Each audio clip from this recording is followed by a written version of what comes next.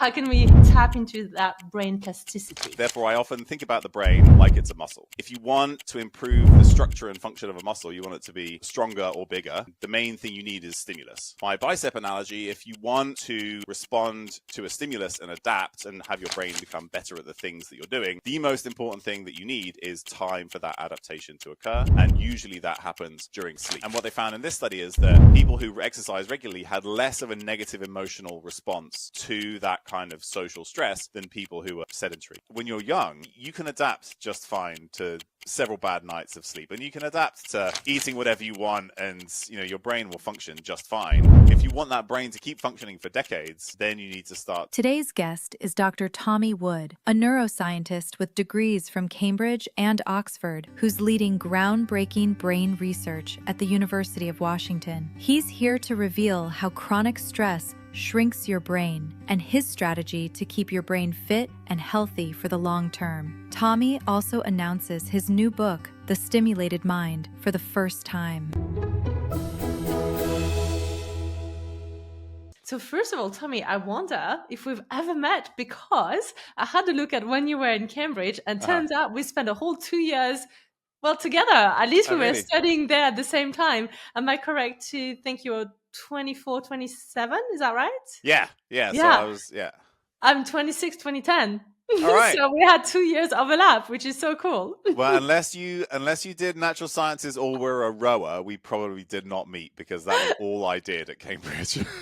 Really? Well, I was going to say, unless you were a law geek and spend your days and night in the law library geeking out, then we would not have met.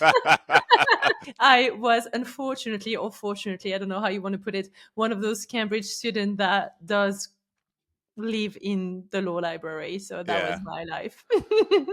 Yeah, I didn't spend that much time in the library, because I did most of my work in my room, but all of my tutors were very disappointed that I spent more time rowing than I did studying. Good on you. That was you paving the way to being the neuroscientist that you've become and looking after your brain. 100%. Although, to be fair, so I just finished writing a book, and one of the stories in the book is where it's I'm just coming up to finals, and I basically haven't slept in days, and I just break down in floods of tears, because I'm just I'm over caffeinated and I haven't slept, and I just can't do the work I need to do. So I learned a lot, from doing it wrong. Let's put it that way too. Sounds familiar. I had a few of those nights. Actually, Cambridge, as much as I love, and that's not me saying anything bad about the university, but I have to say it was the birthplace of all my poor habits that led me straight into my burnout. It is literally where I learned to not sleep, to work more, where I learned to put Barocca into my Red Bull to stay up. Don't ask. Disgusting. I know. No, I did exactly the same thing, except it was a Maximuscle electrolyte powder that I put into Relentless. So Relentless was my drink of choice. Oh my goodness, this is so awful. Here we are, two Cambridge grads. I don't know if anyone's ever experienced the taste of Red Bull Barocca. It is just disgusting. And you know what it tastes like? To me, it tastes like Cambridge exams. I have such a strong association. I smell a Red Bull, I'm like, oh, God forbid, another Cambridge exam. It's quite amazing. Well, there you go. I guess we're built for resiliency, aren't we? That's how you build anti-fragile generation. You send them to Cambridge. Exactly. Oh, I love that conversation. Actually, it's a good segue to say, looking back, I did so many things wrong there as a student. It sounds like you had your fitness pretty well dialed in, but I was so sedentary. When I think back to me about the way that I study, it just hurts my back thinking about it. I was honestly such a conscientious, diligent student, and obviously, as you can tell, I'm a foreigner, as in English is not my first language. So I had only been speaking English for a year and a half.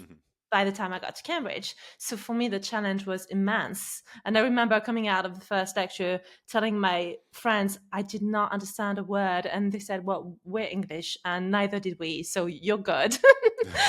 I was like, okay, so maybe I will survive. But The reason I mentioned that is because, you go to those amazing university, you go to Oxbridge, and then it sets the path for a certain level of expectation in terms of the career you're going to work at. And I became an attorney, and I worked at, one of the largest American law firm, etc., and had a massive burnout. And the reason I wanted to talk about that is because today's topic on brain health is so close to my heart, because I fucked up my brain so bad. You sort of gifted with a good brain at birth, and then you can do things to damage it so badly and to burn out. So I want to talk about that, about what we do to mess up this beautiful brain. So tell us more, Tommy. I guess one thing that, like, where I would start in this topic is that it's really important when we think about these things that the stories we tell ourselves and the way that we think about this plays a big role in terms of how our brains function. When,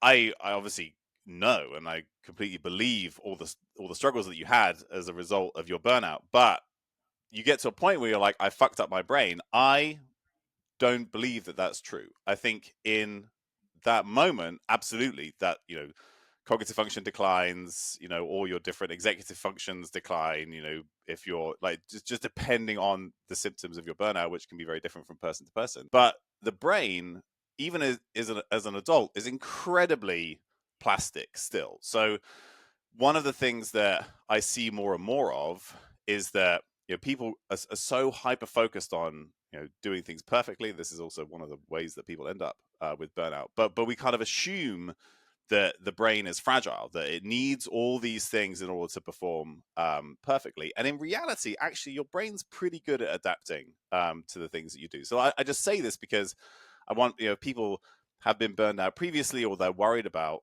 that. Just know that recovery and continuing to improve cognitive function, and then any of the negative downstream consequences that can come from like a consistently high allostatic load, as we might call it, as part of burnout, is recoverable from. So I don't want people to think, oh, I fucked up my brain and now everything's terrible forever. Like, that's just that. I don't believe that that's true, but we can make it true by thinking it. I love that you said that so much, because for me, it's the reason that I do the work that I do, in the sense that when I burnt out, I genuinely felt like I didn't have the cognitive function that I was accustomed to, in terms of speed, in terms of quality of thoughts, sharp decision. Like, I'm a very fast thinker. And when I had this burnout episode, I had brain fogs and decision fatigue and anxiety, and it felt like a cloud. And then when I put the systems in place to recover through physical health and meditation and coaching and hypnotherapy, and I put all those ingredients in place and learned that my brain could repair, as you're saying, I just could feel not only better, but I could feel like my brain could go on fast track once again. So I love that you said that. And I really want to talk about how we can get to a place where we can, maybe, as I said, quite harshly, fuck it up, but B, how can we recover? How can we tap into that brain plasticity? The place where I usually start is a framework for thinking about what the brain needs in order to develop and maintain function across the entire lifespan. So I work in all those different areas, from essentially all the way from birth. That's where a lot of my research is. But then I also look at brain trauma, and then I look at aspects or lifestyle as it relates to cognitive function and cognitive decline later in life. And then I also do sort of elite level performance with athletes, trying to support their cognitive function. Even though each of those individual areas, you're like, well, why does working with babies relate to working with elite professional athletes? And it can sound a little random sometimes, but what's been probably most interesting to me as I do all those different pockets of work and things that I'm interested in, is that there's this core set of things that the brain needs across all of those groups that I think we can kind of categorize and distill down, that helps us understand, where have we kind of where could we make mistakes, and then where can we intervene to recover. So the way that I think about it is 3 buckets that I call the 3S model. So the first one is stimulus. Most tissues in the body, their function is determined by how we use them, right? That's like our muscles when we're in the gym or running. and our heart, our immune system, our liver, the stimulus that we apply to them directs how they function. And the brain is essentially exactly the same. Like I mentioned, I've spent probably more time exercising than I have being a neuroscientist. And so, therefore, I often think about the brain like it's a muscle. And if you want to improve the structure and function of a muscle, you want it to be stronger or bigger, then the main thing you need is stimulus, right? You can improve response to stimulus by eating better and having better cardiovascular fitness and sleeping, right? That's when our muscles recover and become stronger.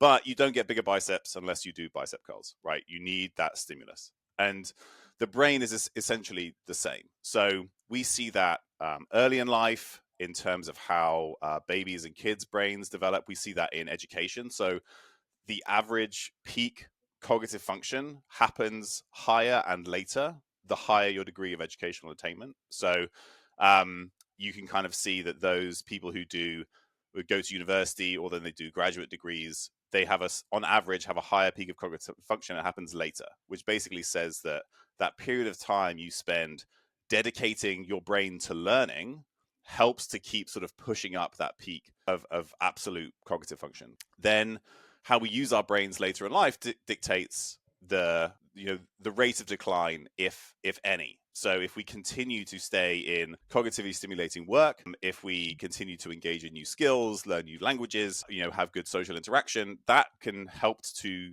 continue to build and then prevent decline in cognitive function. So over that entire lifespan, how we use our brains dictates its function. And that even comes down to like individual skills. So you can become really, really good at one thing, but then you become slightly less good at something else. And that's not good or bad. It's just you shaping your brain to be good at the things that you want it to do. It is kind of the core starting point is stimulus. And then you can be overstimulated, which kind of then comes to a burnout question. But that's my last bucket. So the next bucket is what I call supply. So the brain needs a rich blood supply. So you need a healthy cardiovascular system to get blood and oxygen and nutrients, as well as things like glucose to kind of just run for energy for the brain. Anything that improves cardiovascular health improves brain health. What's good for the heart is good for the brain in general. And that's because when you activate a certain network of the brain, and I know you're really interested in different brain networks, when you activate a different brain network with a certain kind of cognitive activity, what you're using your brain with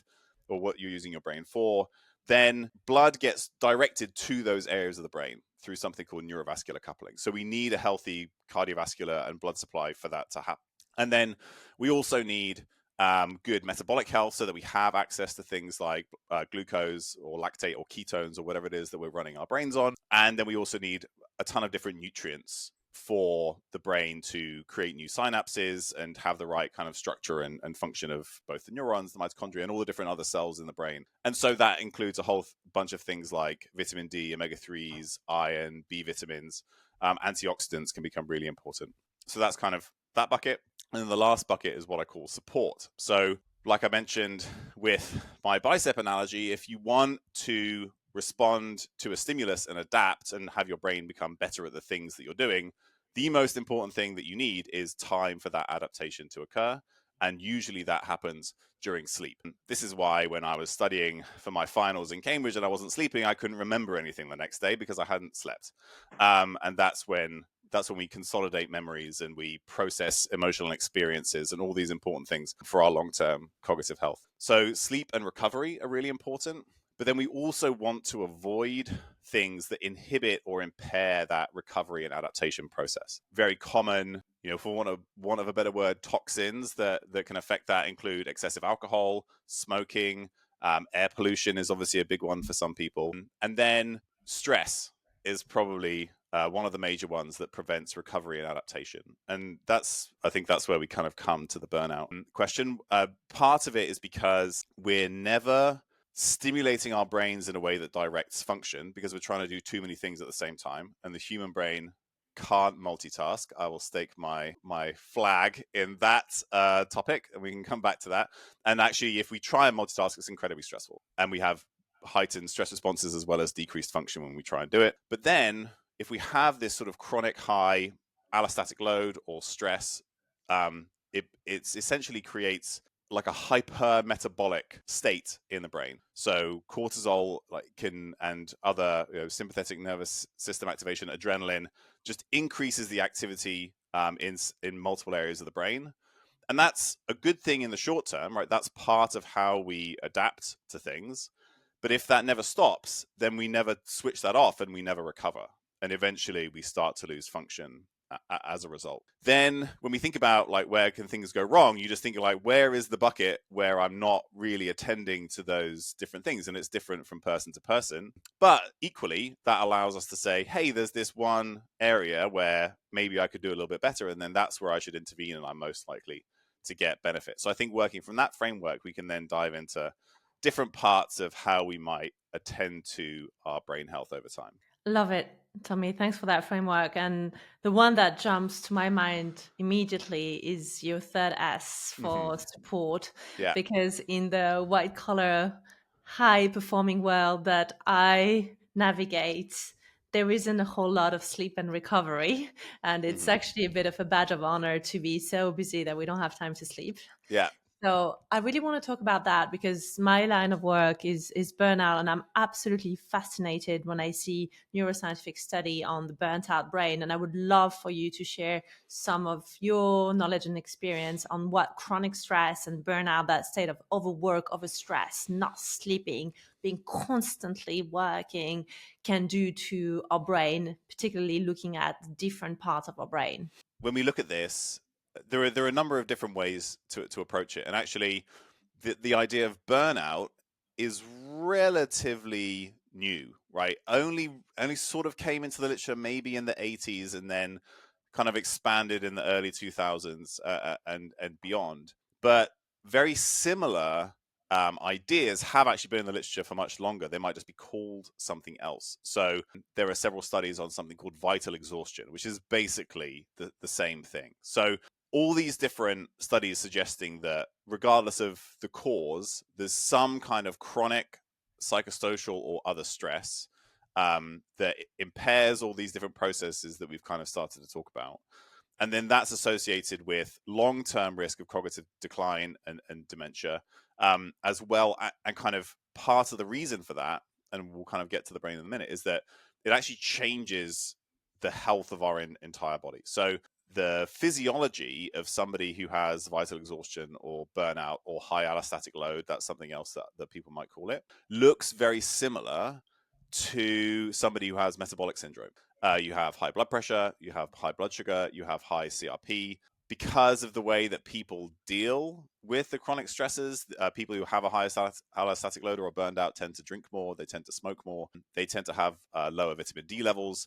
That could be cause or consequence or both, right? Maybe they're always inside because they're always working and then they don't have high levels of vitamin D, or they just have higher requirements because of the amount of stress that they're putting on their body. But all of those things that I've just mentioned, we know are risk factors for dementia. If we think about the risk factors for dementia that kind of intersect with those things that I mentioned, high inflammation, low vitamin D, high blood pressure, and high blood sugar are all risk factors for dementia. When you then think about why and how that might be affecting the brain, each of them could be slightly different, but they all sort of converge on some of those same processes. So vitamin D is really important for the production and regulation of several neurotransmitters. So it's really important for producing serotonin, for example, and regulating neurotransmission at serotonergic receptors. So we know that serotonin is really important for sort of like feelings of calm and connection, as well as overall well-being. That can become potentially dysregulated if we have low vitamin D, which could sort of happen in this state. And then high levels of inflammation that affects several different cell types in the brain, particularly something called microglia, which are like the immune system in the brain, and they are responsible for pruning and regulating how neurons talk to each other. That's one of their main roles, and they become angry and dysfunctional over time if we're sort of chronically inflamed. And that can be a microglia. Even though if we think about dementia and Alzheimer's disease, we've kind of focused on neurons and proteins like amyloid and tau, but across all the, several different neurodegenerative diseases, including all the dementias, microglia play a really critical role, and that's something that people are increasingly starting to appreciate. And then the last two things I mentioned, blood sugar and blood pressure, those particularly affect the vascular supply to the brain. So like I mentioned, that's really important that we have this very sort of agile, flexible blood supply so that we can direct blood to where it needs to go. And blood pressure is a very significant risk factor for dementia. And one of the reasons for that is because of how the blood supply goes to certain areas of the brain. So there was a very recent study that was done actually at the University of Washington, where I work, and they looked at essentially the physics and sort of like the engineering principles of blood supply to the hippocampus. So the hippocampus is sort of kind of like, it's in the medial temporal area of the brain, so kind of like in the middle, on the like near the outside, and it's really important for memory as well as several other sort of different parts of emotional regulation. It kind of fits into the limbic system, which is how we sort of the part of the brain that kind of responds to sudden exposures or threats. But the hippocampus is really critical for memory in particular, and it's affected sort of later on in the process of diseases like Alzheimer's disease. And what they found was function of the hippocampus is really dependent on this very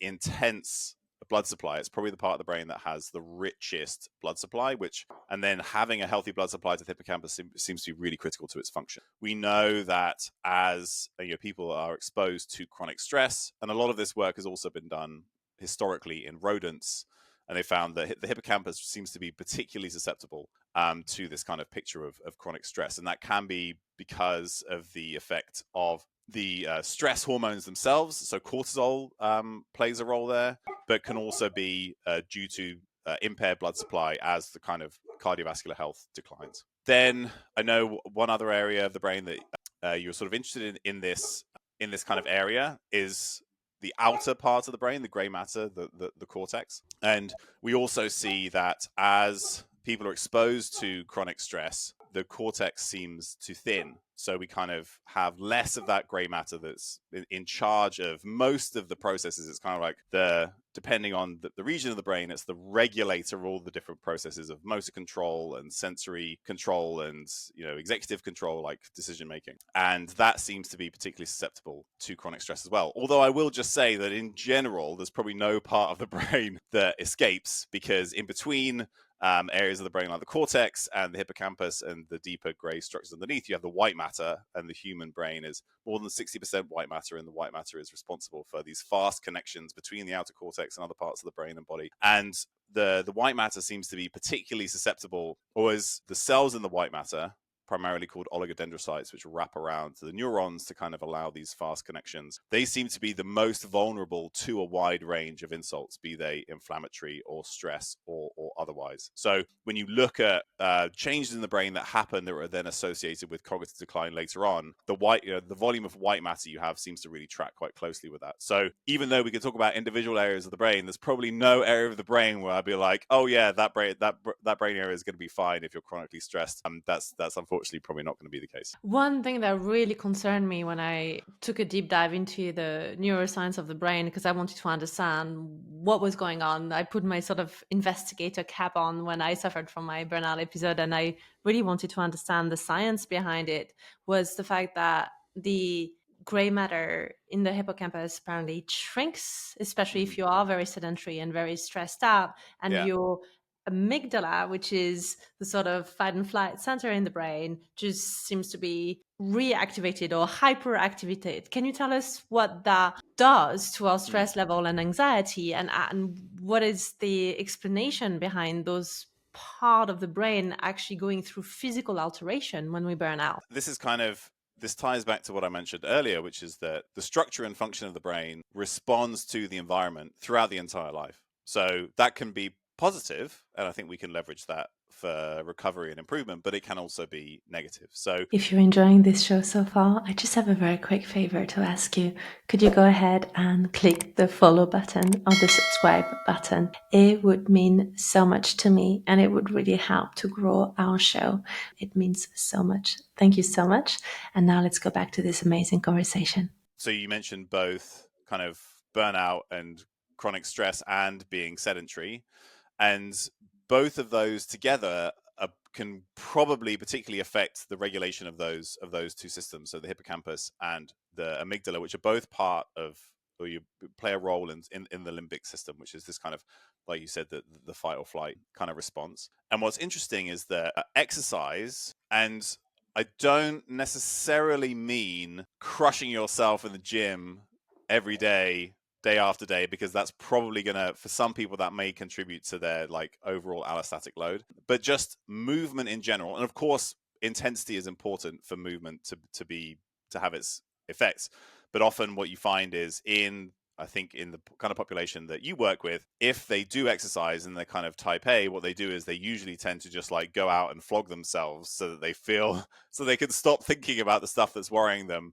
And then that can become a physical stress in its own right. So like some kind of structure to exercise is really important too. But what's interesting is that there's this idea of something called cross-stressor adaptation hypothesis, which says that being exposed to one momentary stress of some kind, and exercise seems to be the most beneficial here. The way your body responds to exercise, it looks like the way that it responds to stress, right? Heart rate goes up, cortisol goes up, adrenaline goes up. But that kind of short exposure to a stressor then helps to reset the system in terms of how it responds to stressors in general. There was a nice study that looked at individuals who regularly exercise or not. And regular exercise wasn't that much. It was, were you exercising more than once a week on average? And then they exposed them to a stressor, which was the triasocial stress test.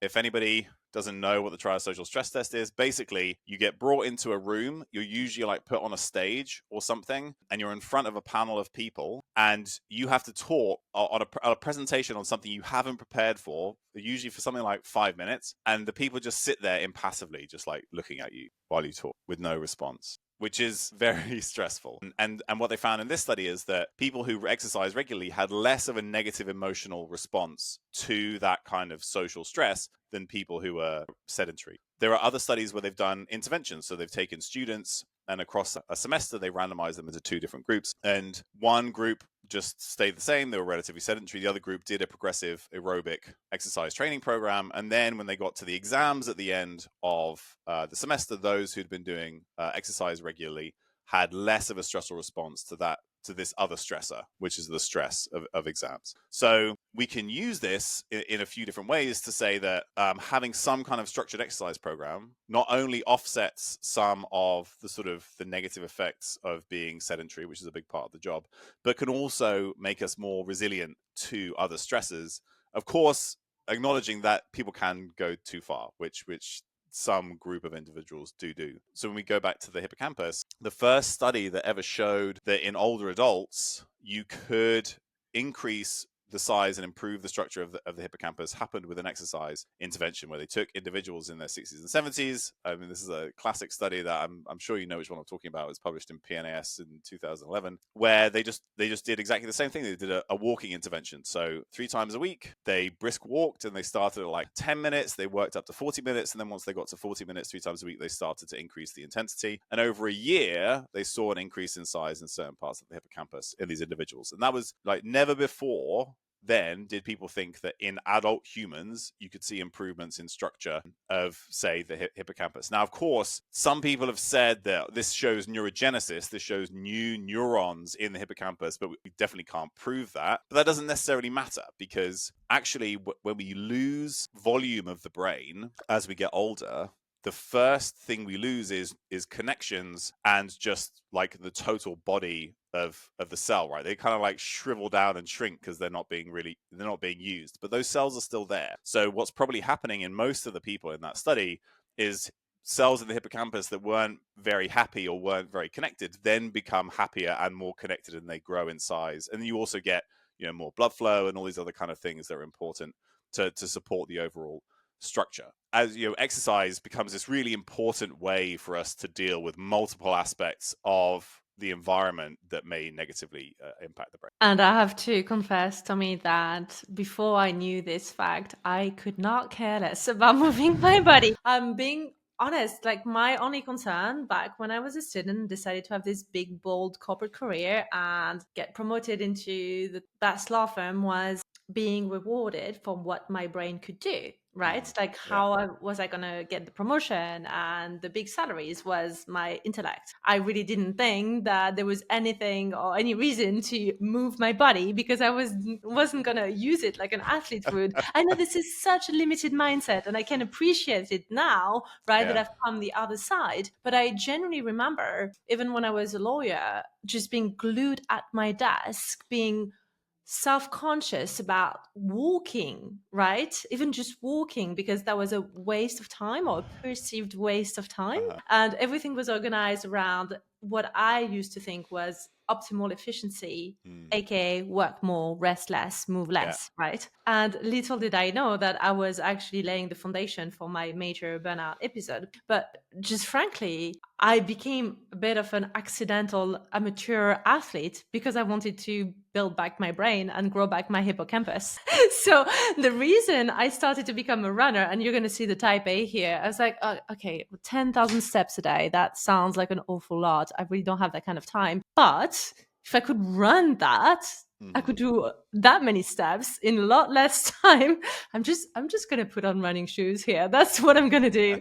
And so a few years later, I became an endurance runner by accident to grow back my hippocampus. So there you go. It's funny. There's what I think is still the best TED Talk of all time, and I think is the most watched TED Talk of all time, is by Sir Ken Robinson, right? And he talks about education and academics and says that the only reason why academics think they have a body is to take their brain to meetings. Right. That's exactly the kind of approach that you took and many people do take. But what again I think is most interesting is that yes, when you're young, you don't need any of those things. You honestly, you can adapt just fine to several bad nights of sleep, and you can adapt to eating whatever you want, and your brain will function just fine. But it's like, how, if you want that brain to keep functioning for decades, then you need to start to attend to some of these other things. And unfortunately, people kind of realize that too late. Often, I think the analogy to, well, because you mentioned being an amateur athlete, I think that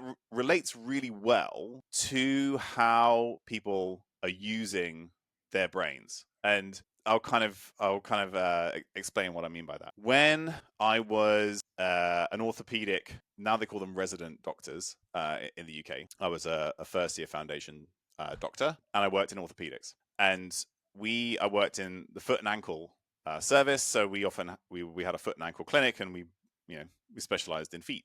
Or the consultant specialized in feet. I just did what I was told. So we saw a lot of athletes. Well, actually, we saw a lot of bunions mainly, but then second to bunions was athletes. Yeah, basically, most of my job was handing out painkillers to people who'd had bunion surgery. But we often saw athletes in clinic, and who came in with stress fractures. Right, so the metatarsals of the feet, if you continuously expose them to too much load, you get these sort of like micro breaks, and sometimes it can completely fracture, but the bone kind of starts to disintegrate. And I remember once an athlete came in.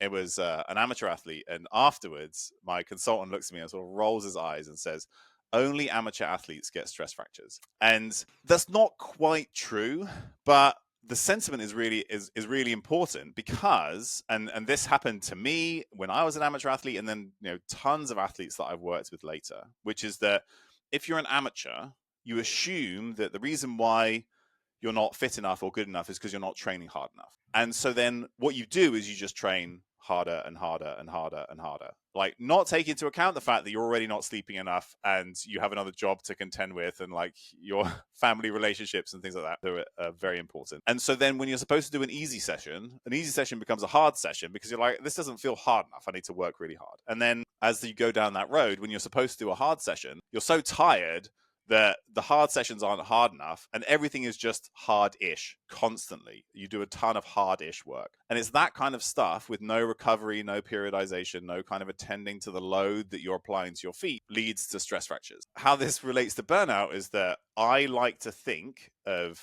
the kind of work that you do, that I do, that the people that we work with do. I like to think of sort of the modern knowledge worker as a cognitive athlete, right? We perform using our brains.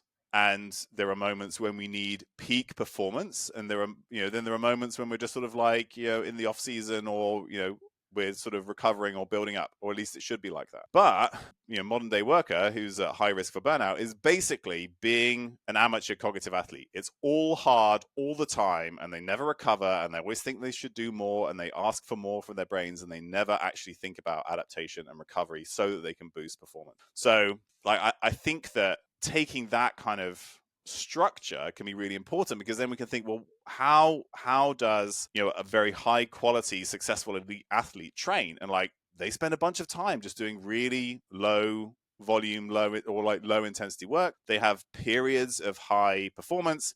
They really focus on rest and recovery, especially if they want to have a long career. So then that, I think, opens up an idea of thinking about how we might try and treat our brains longer term. I love that you said that, because I learned the concept of periodization when working with an athlete and when training for my marathons. Yeah. And it really shed a light on how the corporate world does not have periodization. Yes, you have your 5 annual vacation where you actually check your emails the whole time. So there is no periodization. But I think that if we were to overlay that concept to the corporate world with peak performance alongside peak recovery, we would prevent burnout efficiently. Yeah. So you're in the law world, right? You have to bill for every 6 minutes of your time or whatever it is. Delightful. Right. And if you're happy as a field to just chew up young people while they can burn the candle at both ends, then that kind of strategy works. But if you actually want people to develop expertise and then be highly productive for decades, then it makes much more sense to periodize the workload, or even just periodize the day. You can restructure your day to make it much more balanced across these different cognitive loads, and then allows for some recovery. So if you're trying to think about having building a body of expertise and a group of experts who are the best at what they do over long periods of time, which should then also make you more money and more success and whatever it is that's the bottom line. I understand people have businesses to run, but investing in that kind of periodized strategy that allows people to have moments of peak performance as well as recovery, I think long term is a win-win-win for everybody. It's just you have to change the culture in order to be able to do that. 100%. But it's interesting how at a societal level that chase for productivity actually conflict with how the brain operates. And I would love your take on that from a neuroscientific standpoint, because I remember as a kid, not that it happened a lot because I got told off, because I was, the kid with the highest expectation because I had the strongest marks. I vividly remember one day where I looked out the window because I saw a bird, and I always loved birds, and I still do now, which is great because I know that bird sounds are good for my brain. So I'm like, yay. But I caught this bird, and I vividly remember my teacher saying, "Stop daydreaming." And it's interesting because that moment formed a belief in my little brain at the time that daydreaming equals bad. Productivity is being a good girl in school who listens to every single word and is productive and does her homework. And as I grew into a high achieving adult, anytime that I caught myself daydreaming, watching a bird, I would remember her freaking voice in my head going, "This is bad, right? Go back to being productive. You need to be a good girl. You need to be working hard." And now, after having burnt out and becoming a hypnotherapist, I've learned the power of daydreaming and the activation of the default mode network. And I know now that when I allow myself to daydream, I sleep better at night and I'm less anxious. And I curse that teacher. But I would love your take. Can you walk us through what are the different modes of the brain, and why is daydreaming good for us? And why is that constant chase of productivity and working, doing actually not that good for our brain? There's a few things to kind of cover before we delve into the neuroscience. And when you kind of say there's the idea of maximal productivity versus what's actually good for our brains, there are odds. I would say that's not true. It's just that the people who focus on productivity in the way that it's currently being done don't understand what the brain needs in order to be productive and function well, because a highly functioning brain will be more productive in less time, right? So you'll get better quality work, but have to spend less time doing work. And I do think a lot of it goes back to the education system, which you mentioned. So I was also the kid who was terrified of getting in trouble. I got in detention once in secondary school, and I cried and got out of it. Like, that was how,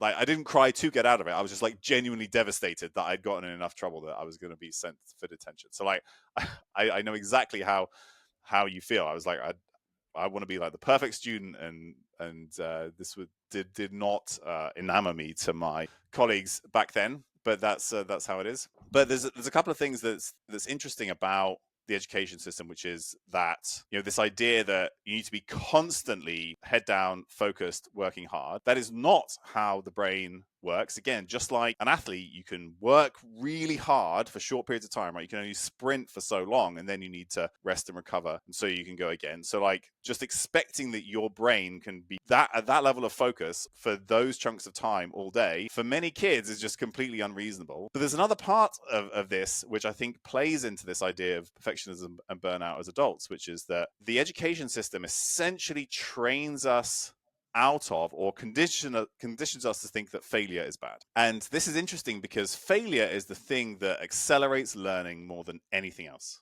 Making mistakes is actually where we learn, right? That's where, you know, playing an instrument, learning a language, memorizing facts, the act of making a mistake and the act of failing is, you know, that drives the greatest like neuroplastic responses in the brain. But we make students feel like failure is bad. And then as adults, we don't want to do anything we're bad at because we're worried we'll fail, when actually that's what drives growth and improvement in the brain. So like, there are these things that we're conditioned in early in life that actually basically just tell you that people don't understand how the brain works. So then when you're, you know, thinking about the importance of daydreaming and, you know, what's kind of going on in the brain, I'll add another framework, and this one I've stolen from my friend Dr. James Hewitt, who, if you don't know, would be an excellent guest for your podcast. And he has a new book coming out next month called Regenerative Performance. And he used to be a professional cyclist, and now he focuses on, you smile. Do you know who James is? Have you had him on the podcast? I've had him okay, on my great. podcast. Okay. Yes. Then I won't smiling. like. So James is amazing. I used to work with him at Hints, the company where I work with. Yeah, he's terrific. I'll drop back the link to our episode together for folks listening right now. So cool. Thanks for mentioning him. So he probably talked about his idea of cognitive gears, which I'm going to steal. Go for it. He talks about the fact that the brain has three gears, and they kind of analogous to levels of effort in athletes. So one is high gear, which is like head down, focused, productive work, which we can do, but only in relatively short periods. Probably something like 20 to 90 minutes. And if we're talking about 90 minutes, then you probably have some breaks within that, even just like a few minutes to just kind of like take a breath, offload, and then continue to work. Then there's middle gear, which is multitasking, admin tasks, emails, meetings, that kind of stuff. We have to do that, of course, but what happens is we spend all day in middle gear. Like, we're constantly, even when we're trying to do focused work, right, we're also answering emails or like checking texts, or like productivity apps like Teams and Slack and those things just like constantly interrupt us. And so then we never get a chance to do really high gear, high quality work. We're doing these constant sort of multitasking, task switching, which is inherently stressful, is stopping us from doing high quality work. And then we never do the low gear, right? We never do the kind of the really low intensity stuff that I said that amateur athletes don't do because they don't think it's hard enough, which is our kind of reading, creativity, daydreaming kind of work. But what's important is that, one, you need those kind of low intensity brain states in order for the brain to recover from the sort of like the meetings and emails you spent all day doing. But also when you shift the activity patterns in the brain and say, so like you mentioned the default mode network, that becomes activated when we're doing sort of like inward facing thinking tasks, either sort of like, you know, thinking about our own ideas or about ourselves. When you shift these networks that are being activated in the brain, you make new connections, right? That's why people have, you know, moments of clarity when they're in the shower, right? It's because they're not staring at their phone answering emails, and finally their brain's got an opportunity, like just like in the background, to be like, hey, what about this, or you know, how you could solve this problem. And that's why, you know, a lot of that happens for me in the gym. So like every day I go and I exercise, and you know, I try not to look at my phone or anything like that. And then like I'm in the middle of a set of something, I'm like, oh yeah, that thing that just because you've allowed your brain to kind of switch off and and enter these different thought patterns. So when you're trying to solve problems or address these other things that require some element of creativity or making new connections, that low activity or low intensity kind of brain states, like you mentioned, activation of the default mode network, some kind of completely switched off recovery period where we're not doing anything, maybe a little bored. Those are really critical, not only for the brain to recover and then be able to work hard again, but in order to allow us to access these other aspects of cognitive function that could then help us do our jobs better. I love that you said that. And I was wondering if those 3 gears correspond to brainwaves. In other words, when we're saying high gear, are we thinking gamma beta? When we're saying middle gear, are we thinking alpha? Is there a bit of a sort of correspondence here between brainwaves and cognitive gears, or not so much? I'm not aware of any research that sort of tied those things together that directly. And so that's certainly going to play a role because, different different frequency brain waves are associated with different brain states and different thinking patterns. But equally, all of them are present at almost all times in various areas of the brains. And it's all to do with the relative activity of these different brain states and then the brain regions in which they're happening. So focused work is usually high beta, low alpha, low theta, and low delta. Then as your brain becomes cognitively fatigued, then alpha might start to increase, theta might start to increase. So it's usually just an interplay of all these different frequencies. But yes, so higher alpha is usually more sort of creativity focused, whereas higher beta is more, intense focus related. And then gamma is kind of it's often more to do with synchronization, but it can also be related to sort of higher intensity brain states. So yeah, I think it'd be really interesting to do a study to kind of, pass that out and talk and think about how, those different cognitive gears might map onto, the relative activity of different brainwaves. What's tricky, and this is something that I'm hoping to do a lot more research in the coming years, is that right at the beginning of our talk, I mentioned that stimulus, how we use our brains, is what drives brain function. But unlike something like exercise, where I know sets, reps, perceived exertion, I know how hard you've worked and what systems you've worked, and I know how to train different systems at different intensities and how to periodize them to get maximal performance. Measuring and quantifying that stuff in the brain is really hard. We're kind of right at the beginning of trying to understand how do these different thought patterns, intensity patterns, brainwave activities, network activations, and then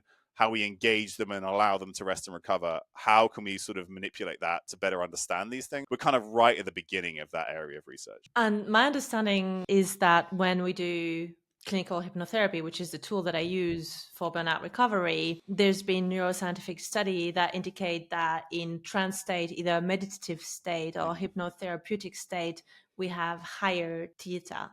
But I wonder if that's also been observed in, say, athletes, for example, or amateur athlete like yourself, when you're in that meditative zone. So you're doing your reps or your sets or you're running, but you're kind of in flow in the zone. Do we find that in this state, you're really higher beta because you're focused, you're trying not to trip over, you're trying not to kill yourself with the weight? Or are you more in a brain meditative state where we can observe higher brainwaves that would indicate a meditative state? I'm just curious. Yeah, and I would be curious too. And as far as I know, those studies don't exist. It's really hard to get high quality EEG readings whilst somebody is exercising. The technology is improving, and you can do it's very easy to fix electrodes to the prefrontal cortex. You just stick something to the forehead, so you can get something like that. But if you're thinking about really high quality mapping of the entire brain, you sort of see these nets of electrodes, and that's quite, then you have to remove movement artifacts and stuff. It's tricky. So I know people are doing this kind of stuff, but unfortunately there's maybe not the kind of level that you would expect at this point. Sweat becomes a problem as well, because as soon as your head is sweaty, then the electrodes start to short circuit. So doing this stuff in athletes is actually quite tricky. So I will just say that, maybe there are studies on that I just haven't seen, But I think just like technically it's quite difficult to do. And I think that's something that we're sort of going to be doing more of. I will say that it would make sense, at least, if we think about optimal high performance in athletes. There's this idea of like an optimal arousal for a given complex task, right? There's something called the Yerkes-Dodson arousal curve that says that if you have very low arousal, kind of sleepy, disengaged, you're not going to perform well. But then it's kind of bell-shaped. So at the other end, if you're kind of very stressed, very anxious, we know you're not going to perform well either. There's sort of like there's a Goldilocks zone for optimal performance. And that level of arousal is different for every task that we might do. So I usually imagine comparing two Olympic finals, right? One is the 100-meter sprint and the other one is archery, right? These are the best in the world competing against the best in the world for Olympic gold medal. They get one shot every 4 years.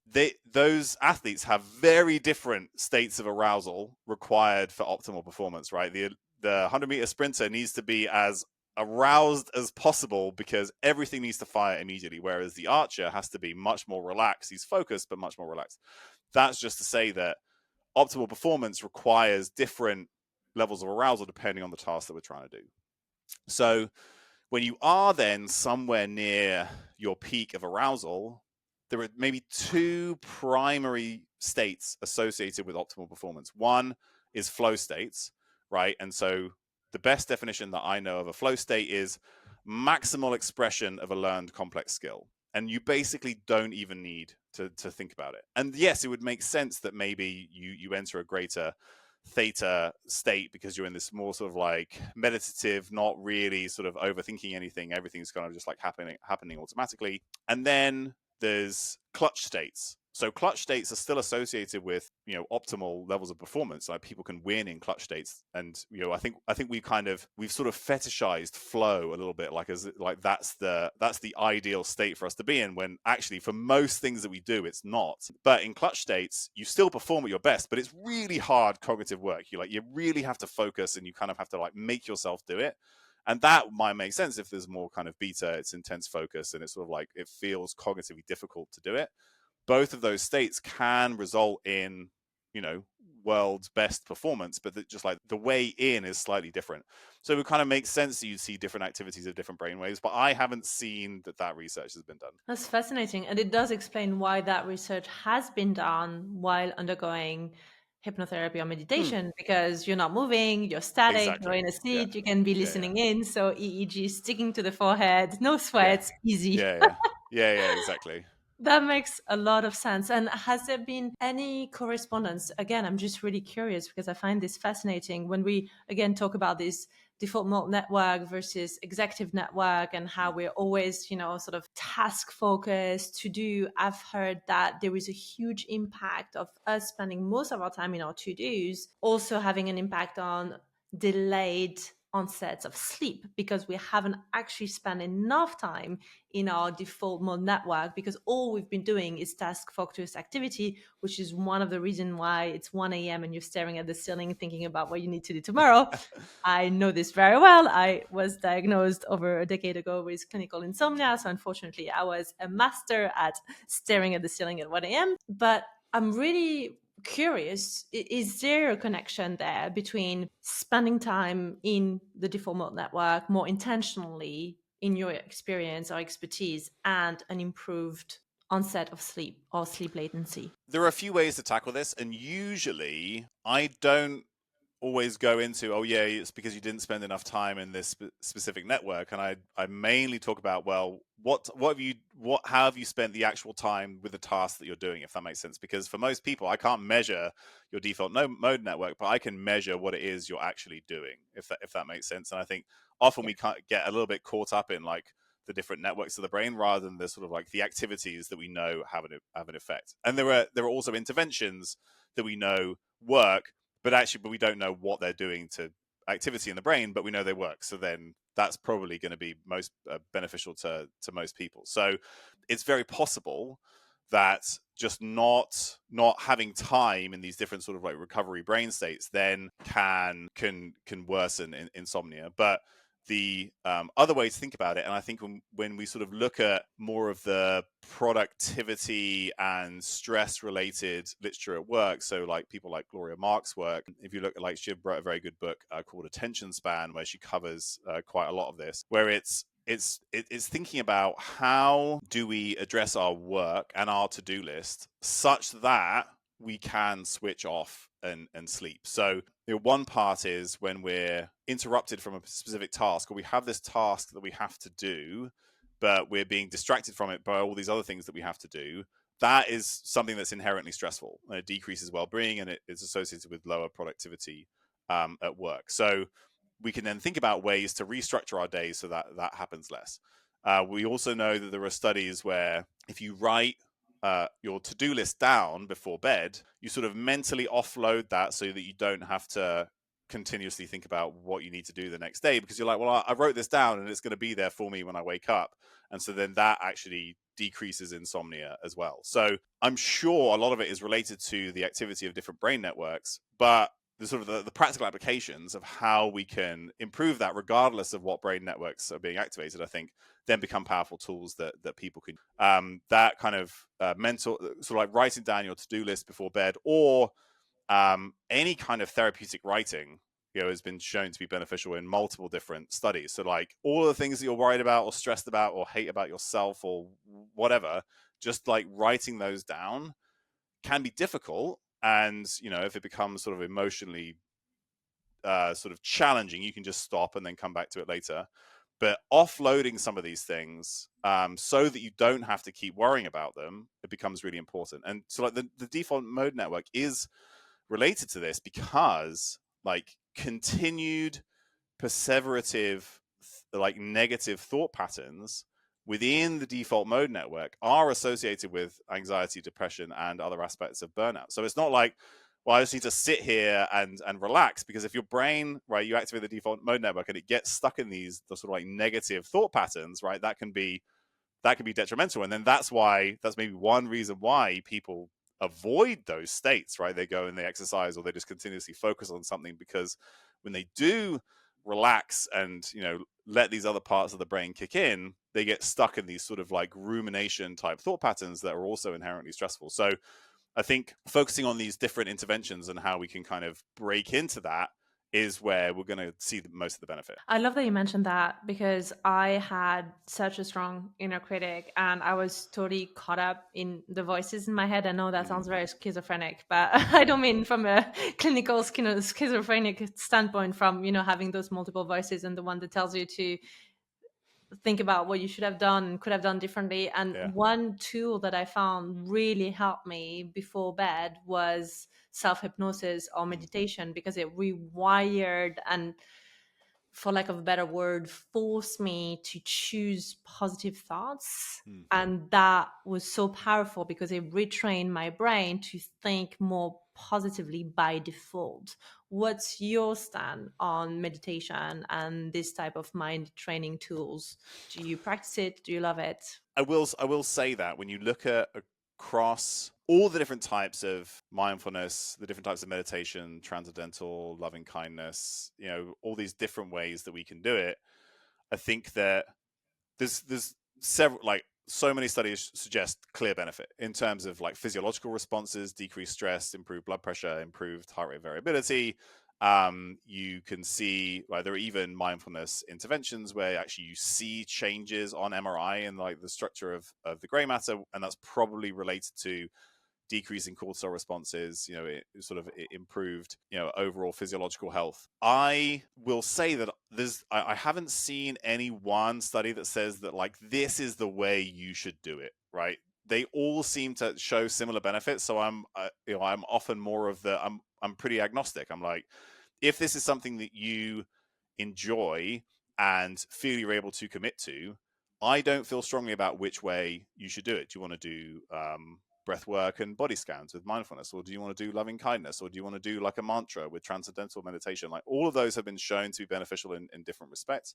There's obviously like yoga nidra type meditation has become very popular recently, and that may be associated with more sort of sleep-like brain states, even though you're technically still awake. I think that they're great, and for two different reasons. One is they clearly can have beneficial effects on our physiology. The other, I think, is simpler, which is that you're doing something different and giving yourself time just for yourself, right? You're giving your, like, it's the goal is for you to like recover or feel better, right? So it's like some kind of self-care, and depending on what you're doing, be it like if it's mantras or breath work or something, you're doing you're still kind of exercising some degree of your focus. So there are studies that suggest that mindfulness practices then improve focus and attention, which is important when we feel like constantly frazzled because we're just continuously bombarded with stuff. So I think they can be very beneficial. There's obviously, anytime you talk about meditation or mindfulness, people will say,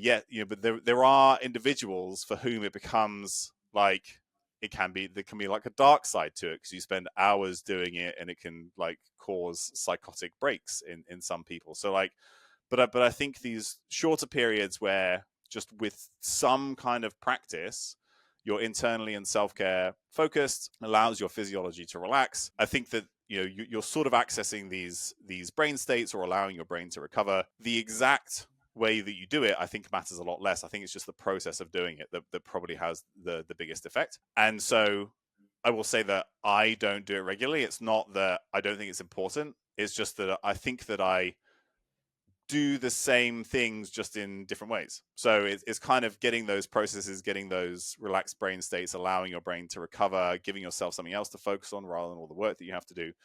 And so however you achieve that, I think that's what's important. And then you like pick the way that you want to do it that you think is best and most sustainable for you. Sounds like you do it through your reps and your sets, and maybe Yeah, through so your roaring. that's one way. Yeah. It's very meditative, right? Yeah, absolutely. I'm really glad to hear your take on meditation, because one of my clients recently described a hypnotherapy session as, and I know this might sound a little cringe or graphic, but he was like, it feels like you just gave me a brain massage. I was like, oh, interesting. But I could really relate to that feedback, because the very first time I received that protocol and did the hypnotherapy and yoga nidra, and like you, I'm not attached to label or practices. I just think any kind of mindfulness, it does feel like your brain is getting that kind of deep tissue massage of the soul. And obviously you don't have deep tissue, but it's just that really nice feeling. I feel like, Tommy, that you've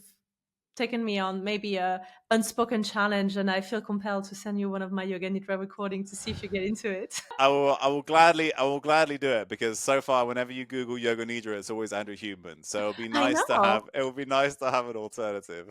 Listen, I'm a huge Uberman Lab fan, a huge fan, but I'd like to think that soon enough you'll find me when you Google yoga nidra. So that's my challenge, and that's my gift. Great, I appreciate it. Tommy, I'm really so grateful. I just want to leave you with two last questions. Number one, was there anything you really wanted to cover that we didn't cover? And number two, how do our listeners get into your world? I think that we covered everything that I wanted to cover, or maybe just one thing, which is that most of what we see in terms of, say, burnout and these very high stress jobs, and then the focus, and then how they affect later cognitive function is all related to loss of control. And it's actually a chronic feeling of loss of control that really seems to drive a lot of burnout. When you look at the literature on type of work and dementia risk, what you see is that you can have a very high stress, high demanding job, but that can be beneficial as long as you retain control of that workload.